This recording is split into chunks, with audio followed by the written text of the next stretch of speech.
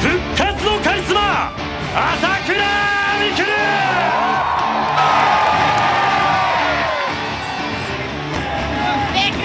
朝倉未来の対戦相手発表します。ここ東京ドームの屋根をぶち抜く稲妻徹、鈴木千尋。朝倉未来 VS 鈴木千尋。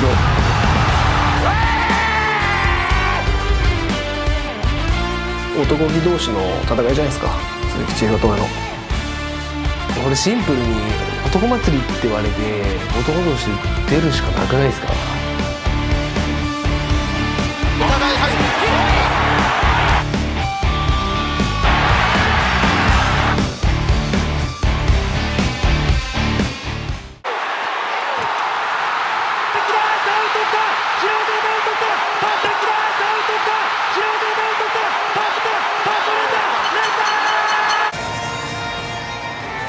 お互い割とさっぱりしてたというか、はい、さっぱりしてましたね。はい。どんなこと考えてました？ファンが多い分、ああしろこうしろみたいなコメントも多いじゃないですか。それが結構ストレスになってたりしてたんで、もうやめたってなるとやっぱ別に練習しろとも言われないし、すごい心穏やかに過ごしてましたね。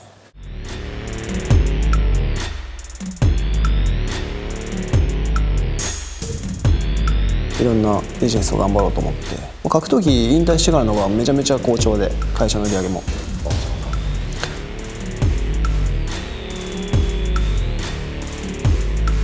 平本の件でこう世間が騒がしくなったりして一応練習しろっていうコメントは消えたものの、毎日 DM から復帰してくださいっていうのがね届いてて、で、そんな中で、社長からこうオファーが来て、でだんだんなんか相手がもし受けてくれるんだったらもう一回やりたいなっていう、その心残りみたいなのもあったんで。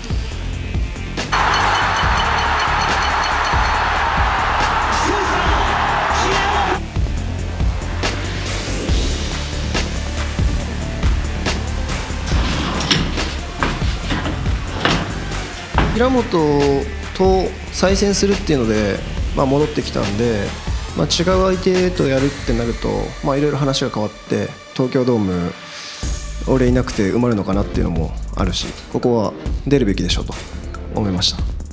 甲斐のタイトルマッチは何か影響を及ぼしましたか？悔しい気持ちになりますよね、やっぱ弟が負けると。ずっと兄弟でどっちかが負けたらどっちかが証明するみたいなやり方で来てたんで、弟が負けたらなんかやっぱり俺がもう一回証明しないとなみたいな気持ちになりますよ。僕復帰することをね正直聞かされてなかったんですけど、復帰しないとは思ってなかったですね。いやだって好きじゃないですか、格闘技が。格闘技好きだし戦いが好きだし、それを超える楽しみは多分ないなっていう。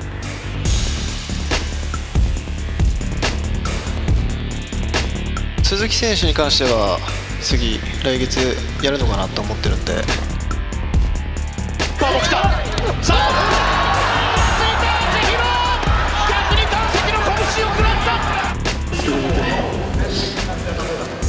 負けたまんま終われねえなと思って。最短で帰ってきました鈴木翔です。充電期間欲しいと思って自分なりに落ち込んでいろいろ休憩してたんですけど、やっぱ治っちゃうんですよね俺って。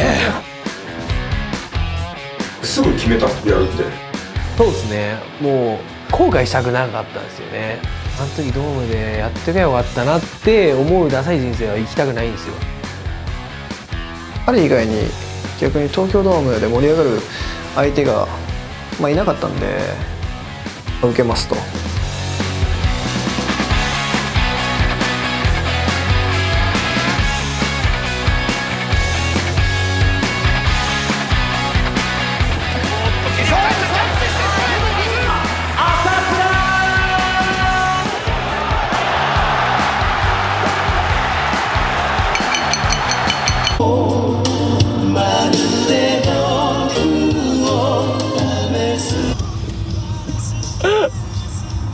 なんでセイエス？ちょっと愛に愛をっていうチャゲはやっぱいいっすよ。オファーにもじゃあセイエスで。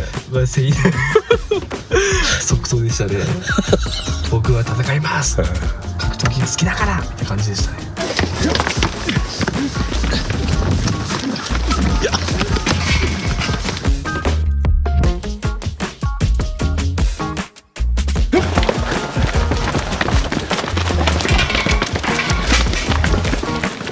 決まった決闘よりも急に決まる決闘の方が上がるっすね。テンションっていうか、だから戦いのなんか原点な感じしませんか。出会った瞬間こう勝負するみたいな。体がセイエスって言ってるな。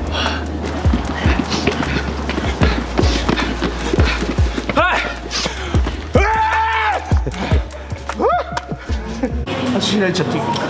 そう彼の場合は精神的限界、まあ、オリンピック選手でもそうなんですけど、精神的限界が高いんですよ。リミッター外れるから。そうなんだかんでもうやっぱり普通の日本人じゃないんで普通は受けないと思う。あんだけの人をやってさすがに男松です。さすがに男松さあ、いやいや本当にやっぱりベストの動きでやんないと相手ね才能の塊だから、白を食ったらまた上がれるじゃないですか向こうとしては。どっちかというと千尋のがリスキーですよね、とても。そこをやるのがやっぱ千尋かなって。ミクルも男っぽいしいいんじゃないですか。ミクルなんかも結構気合い入れてやってると思うんですよ今回。そうですね。対戦相手がなかなか決まらなかった中で、練習はずっと続けてたんですけど、モチベーションは高かったですね。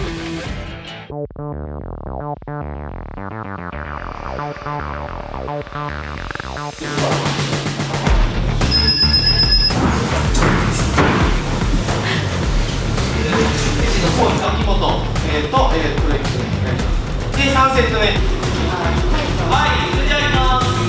よーいスタート。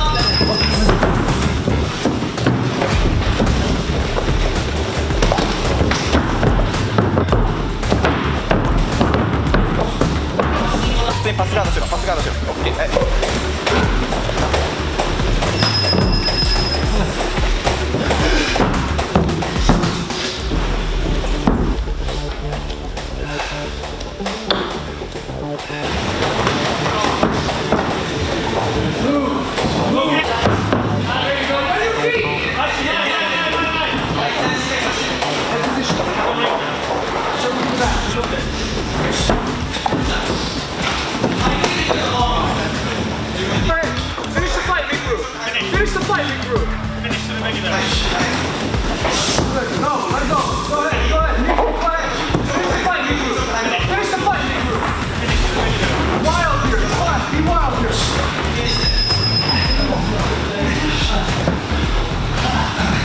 平本戦前に結構ずっと本当やってたのが出せてないけど、ずっと追い込んでたんで、総合っていうかトータル的にめっちゃ強かったです。やっぱなんか一つ一つの技術が伸びてる感じしますね。めっちゃ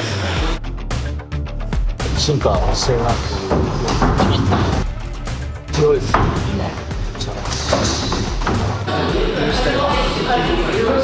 カイ君とミクル君に関しては、多分カイ君は、もう1個2個で終わってるところ、多分距離感だともうそこで多分向こうは振ってくると思うんで、ダメなとこをね、みんなが意見を出してくれるんで、毎週変えていこうっていう、その週の一番最初にスパーリングやって、そのスパーリングでダメだったものを徹底的になくしていこうっていう、次の週には。だから毎週試合してるみたいな感じです。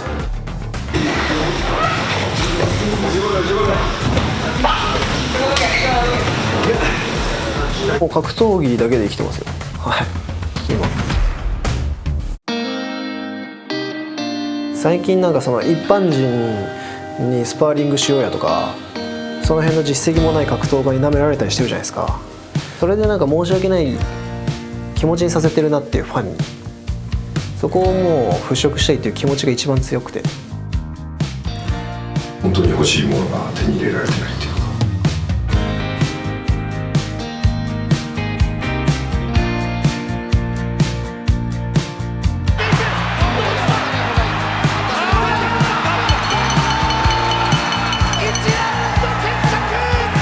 なんでしょうね。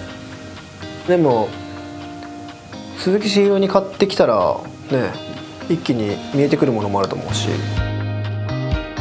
今の俺からしたら格上なんで、去年の12月までチャンピオンだった選手じゃないですか。クレベルもなんか会見で言ってくれてましたけど、俺と大晦日やりたいみたいな。毎日ずっとグラップリングやってもうめちゃめちゃ自信ついてきてるんで、全然俺もやりたいですね。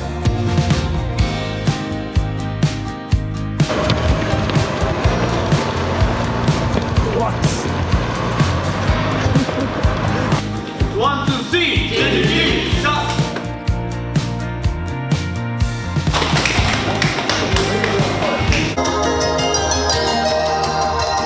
爆音だな、爆音ですよ。もう周りにも共有しないと。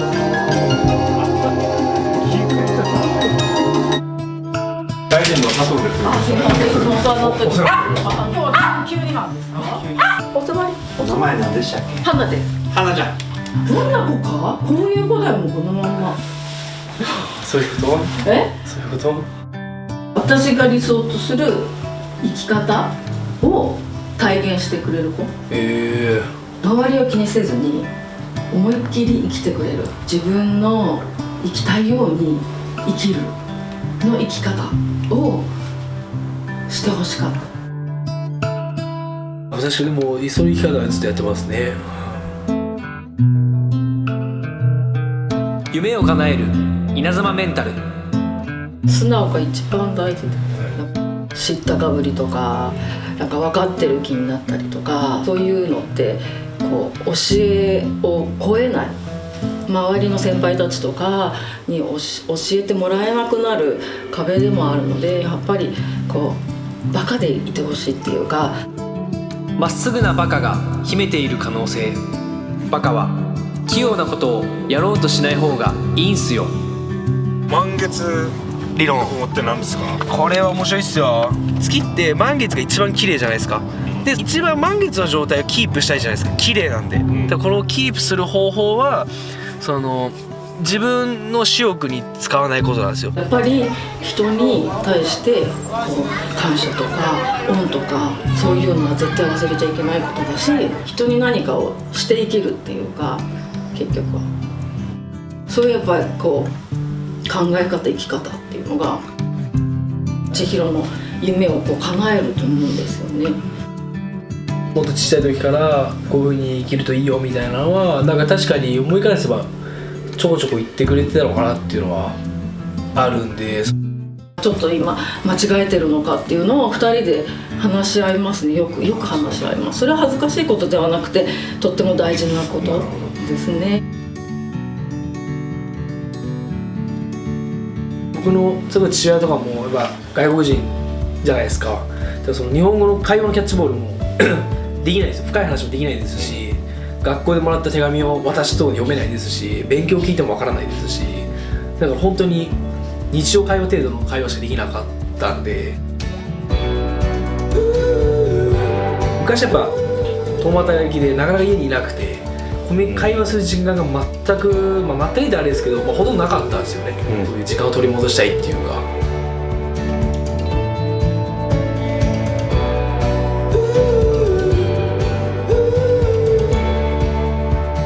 ここのとこちょっと惜しい負け方してる。どうでした彼を見て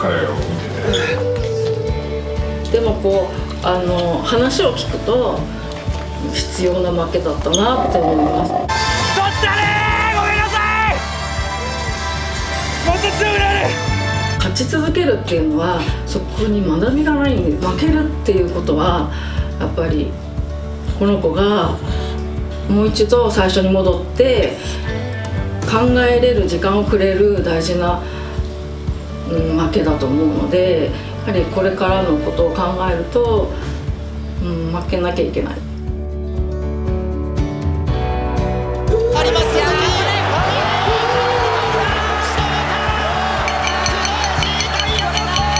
しびれる人生生きようぜ。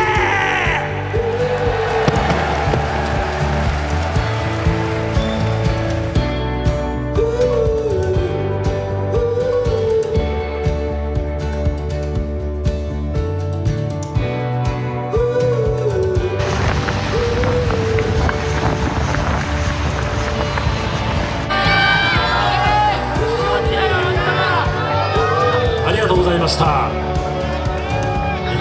団体のことを思って行動する選手たちのおかげでこうライジンって続いてきたと思ってて、ライジン愛ですよ我々の。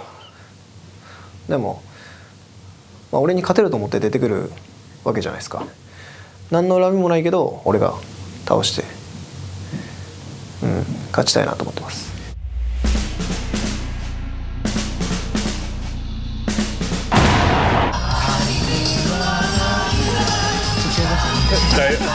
いやいや、俺はまだ終わってねえぞっていうのをやっぱ見せなきゃなと思いますね。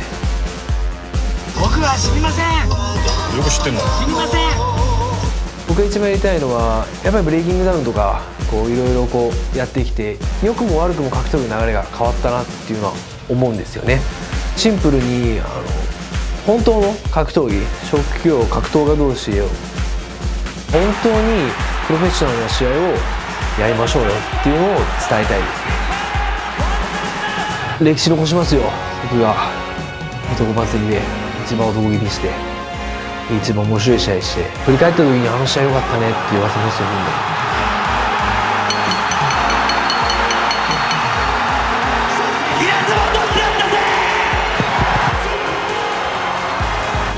東京ドームに稲妻落としてやりますよ。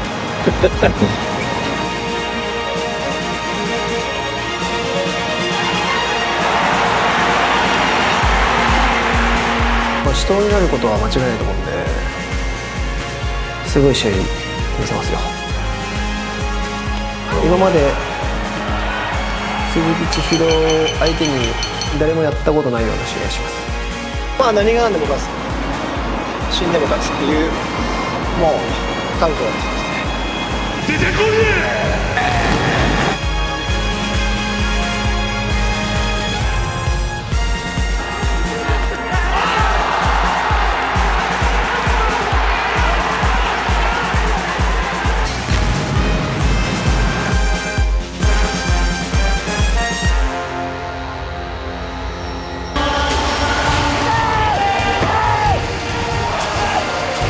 お願いします。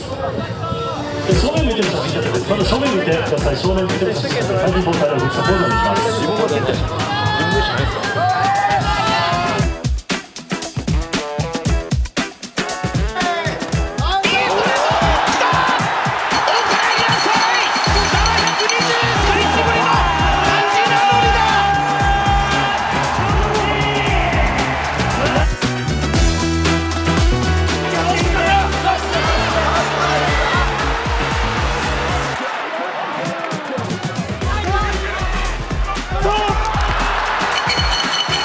落ち込んだんですけどね、だいぶ。でもやめようとは思わんかったし、トライブ行って半年ぐらいとかやし、まだまだこっからやなって思ってましたね。落ち込んでてもしょうがないじゃないですか。もうやるしかねえぞって。グラウンドが穴っていうのはトライブに行く前から分かってたことなんで、もうとりあえずそこはしっかり強い人と組みまくって、もうとりあえず練習いっぱいしなさいっていうふうに言われてるですね。最近出たら武田選手とかも入ってきたじゃないですか。でやっぱいろいろ技術教えてくれるし、やっぱ今まで大阪でこの出稽古で教わった技術とかとはまたこの違うというか、同じチームになってこのやっぱ教えてもらえることっていうのが違うなと思い出して、楽しいですね普通に。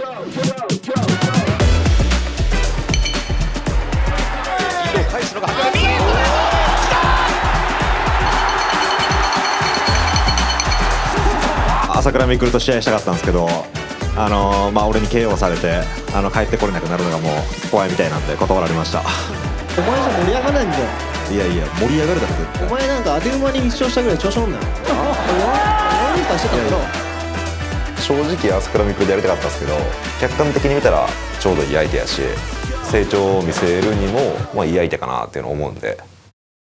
どっちがすごいですか。萩原。そうでしょ。誰も。うわもう誰も。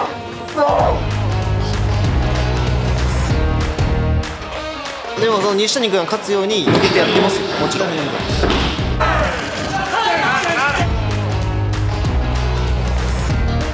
ないところでやりました。もう誰も。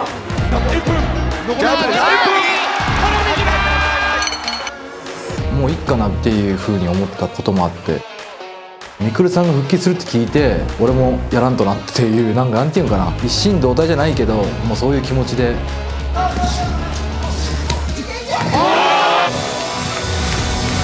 相手が萩原選手でも俺は勝ってみくるさんにいいバトンを渡すしか考えてないんで、どっちになるかじゃないですか。倒されるか俺がすぐ決めてもらうか、ド派手に爆長決めます。負けた中で一番リベンジしたいのが朝倉未来なんで、標的を西谷に変えてその首を持って朝倉未来のところに行くっていうストーリーができました。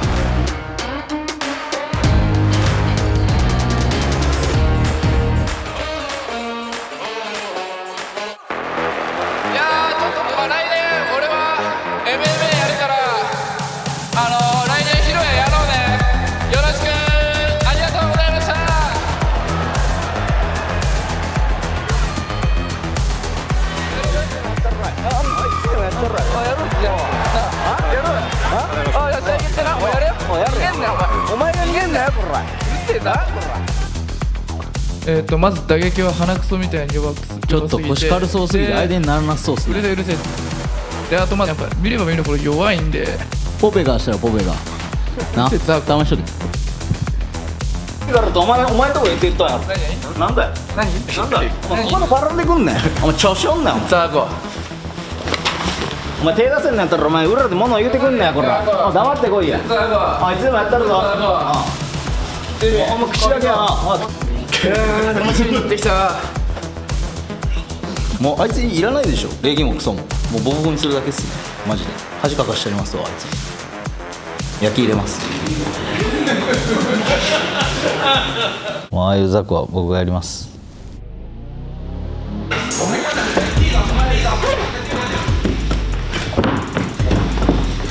やっぱ得るものよりリスクのある試合だと思ってます。それを乗り越えれるのかヒロヤはっていう自分との戦いですね。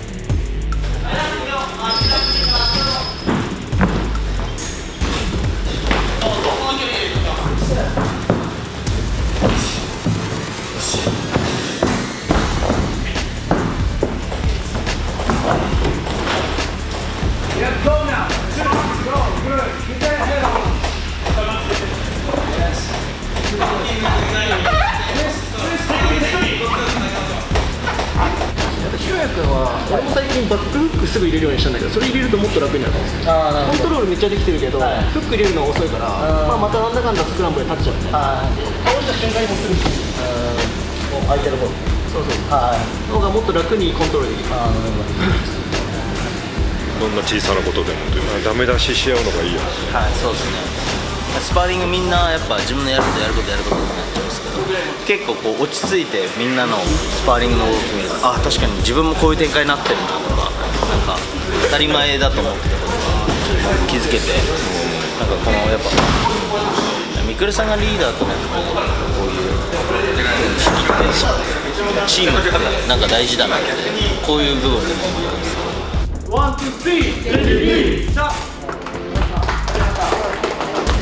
本当に俺強くなったなってめっちゃ感じてて、残酷なデビュー戦を彼に植え付けたいですね。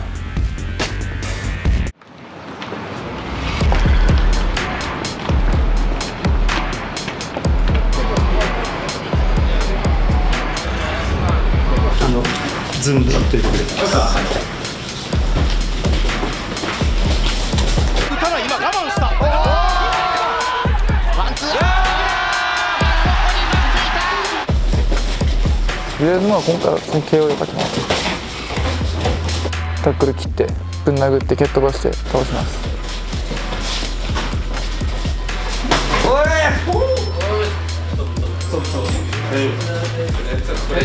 この技の練習って地味で辛くて、いや最初はなんかだるーと思ってたんですけど、やればやるほどなんか楽しくなってきて、めちゃめちゃ深いし楽しいです。男同士で抱き合うのは好きじゃないんですけど、ちょっと回して座って上がる。そこでこっちからじゃこっちの手をこっちから通す。でここでクラッチ組みに行く。でこれ入ってなかったけど正解行くやつ慣れたもんですたまにマジかみたいなとこもあります。やっぱりちゃんと僕の言った通りやってもらえないといけないんですけど、自分のそういう元からなんか持ってるものに邪魔しないようにしてます。いや僕練習とはこうあるべきだみたいな部分を強くはやらないようにします。彼はもう楽しいです。今レスラーみたいです。プロレスラーっぽい。中村大輔みたいな。中村大輔。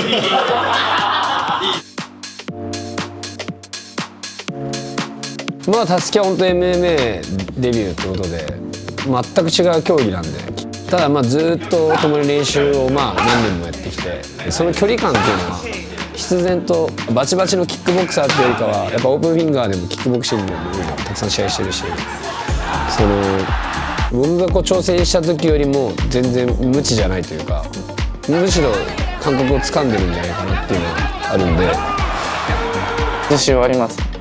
しかも相手広いなんで大丈夫です。なんでどういう意味？いやちっちゃいし弱いんで。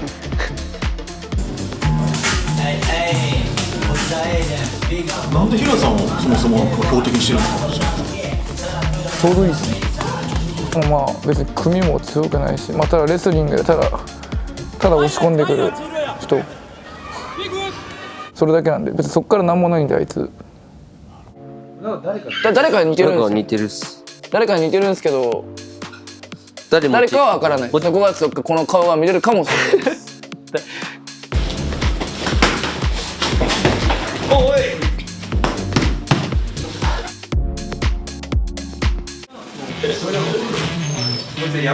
ジョーに関してはやっぱ僕と比べたらやっぱ全然違う人間というか全然まともです。飛び込んでカウンターで入れたのが平本。まあ MMA のキャリアで言えば長いです相手より。ただ相手はもう百戦錬磨のキックボクサーですからね。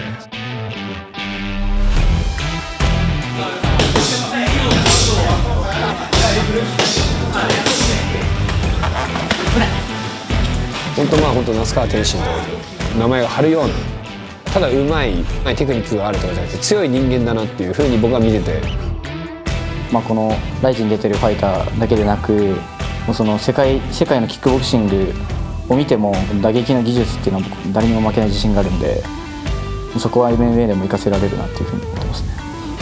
ただやっぱ MMA に関しては僕の方が先にやってた部分がある。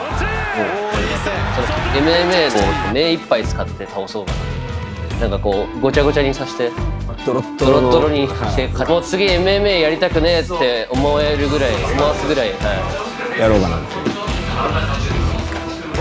う。まあ本当真反対だけど同じように挑戦する2人なんで、本当自分たちはできるサポートをやりたらいいなっていう。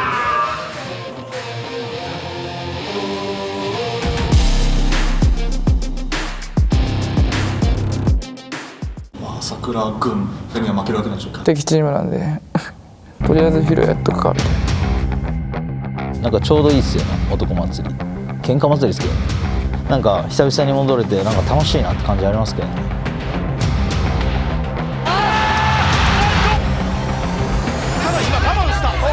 所じいさんのパンチで倒れてたら俺のジャブで倒れちゃいます。弱すぎるっす。大体 MMA でもう負けてきたやつそうじゃないですか。余裕や入れてかまして、実際蓋開けてみたらボコボコにされて終わるだけです。